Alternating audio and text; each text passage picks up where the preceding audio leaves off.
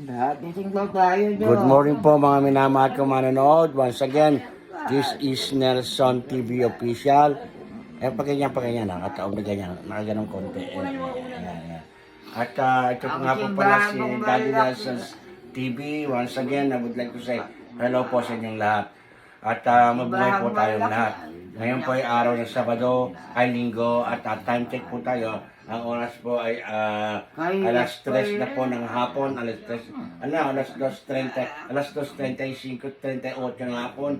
At ngayon po ay araw ng Linggo. At maraming po salamat sa inyong panonood. Ito nga po pala ang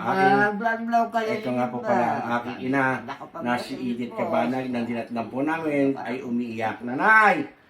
Ako po, si Ayan, yan po, yan. Yan po si Nanay Edith po. Ang dinalo po namin. As usual, every Saturday or Sunday, we are here just to visit Nanay. Maraming pong salamat naman din po. At siya naman po ay nasa mabuting kalagayan at malusog, malakas pa po. The only thing that she's always doing is she's pity on herself. She's always crying. You know, kahit nga po, parating umiiyak at hinahanap-hanap po ang lahat ng kanyang mga anak. Unang-una na po dito ay yung panganay po namin, si Ate Evelyn. Hinahanap-hanap ka ni Nanay, ganun din po si Ate Virginia na hinahanap-hanap po. At ganun din po si Ate Mirna na hinahanap-hanap din po niya. At ganun din po si Ate Tessie na kanyang hinahanap-hanap po.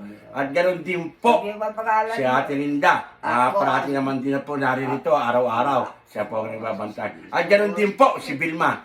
Si Nelson lang po ang hindi niya nakapapansin natin. Kasi nga po, si Nelson po ay alaga na, busy sa kanyang mga ginagawang pagbablog. Pero tayo naman po ay araw-araw at tuwing linggo ay naririto at atin po siya ipinapasyal sa gustong pumunta. Maraming salamat. Ito ng nanay. Nag-iiyak kita niyo luhaan, no? Ay, Nanay Edith. I love you, Nanay. Mahal ka namin, Nanay. Ito po ang aming ina. Ang pangalan niya po ay Edith A. Cabanag. Siya po ay parating nagluluha. Umiiyak po. Yan, maraming sinasabi, maraming binabanggit.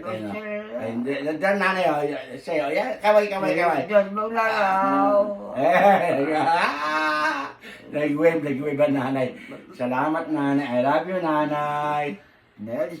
Sama mo ako.